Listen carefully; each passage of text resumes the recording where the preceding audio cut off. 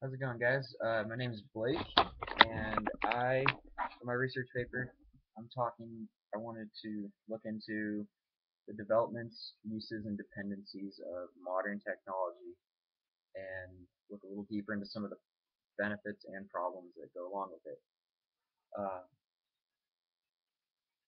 uh, my rough draft as it sits now, I'm definitely still working on it. I think I'm trying to reorganize it a little bit and take out my voice in it a little bit. I'm trying to with a research paper. I feel like it needs to be very unbiased and not um, voice my personal opinion too much. So I'm trying to pull some of that out of my current draft. But I found a source that I didn't put in my rough draft too that I'm gonna try to tie in, and it is from the Geospatial Revolution.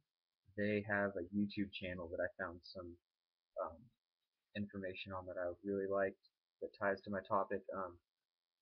There's a quote that I'm going to look into a little bit more from that source, and it says, "Surveillance in society is inevitable and irreversible, but is also um, irresistible to society." So inevitable meaning the technology is here, um, everyone in the world has access to it. We're not going to stop using it, um, and it's irresistible to society.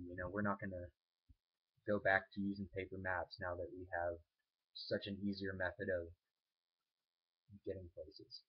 Um, just as one topic, I'm also going to look into technology as far as cell phone usage and some of the problems and benefits that go along with these things. Um, so at this time, technology development is growing exponentially. It's hard to tell where we're going to end up in 10 to 20 years, and um, that is one topic I'm going to discuss as well. I I wanted to talk about some of the psychological problems and not necessarily problems, but just observations that some the North American Journal of Psychology has studied at Utah State University specifically is the source I'm going to use. Um, they interviewed, I think, 700 or 800 volunteers at the university um, who wanted to talk about the age that they started using different kinds of technologies, how often they use them, um, what they use different forms of technology for, why they use them, and when they use them. Uh, so some of the answers that they got back were for why they use it. Um, Obviously, convenience. It's easy to maintain relationships with friends and family with a cell phone or social media, any these kinds of technologies. Um, Even GPS, it's a lot easier to get places having the mapping technology we have today. Um, but also there's a flip side to it too. There are um, it's easier to put off things and procrastinate, and I'm guilty of this as well. But it's easy to do when you're working on a paper on your computer, and within 2 clicks you could be on Facebook or your cell phone buzzing in your pocket. These things are distractions, and have shown some psychological um, they'd be considered problems. Also, even if appearing fashionable, it's can be considered a fashion statement to have the latest technology and to be using it frequently. Um, these things that were summarized by the North American Journal of Psychology to be ultimately degrading physical interactions, and that it is a symbol of social status in a lot of ways.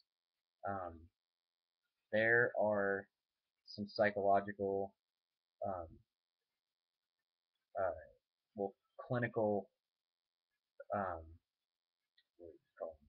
Clinical problems that have arise from some of these addictions to technology. Nomophobia is one of them. That's the fear of losing or not having your cell phone. And a lot of the side effects coincide with anxiety. So things like rapid heart rate, blood pressure, things like that, even shortness of breath in extreme cases. It's pretty crazy, but it is true. It is happening, and even on a kind of smaller scale, the phantom vibrations thing, feeling your phone vibrate in your pocket when it didn't. It's just kind of a psychological effect that has like arise with um, the technological era that we're in. So yeah, I'm like I said, I'm got a few more things to work on in my paper, and I do have a few other sources that I didn't talk about in this presentation, but I'm feeling all right about them. Um, I hope that if you guys haven't seen my paper yet, I hope that from this video you can give me a few pointers on some other topics I might want to consider.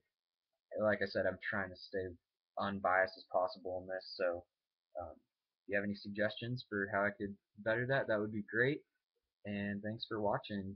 See you guys in class.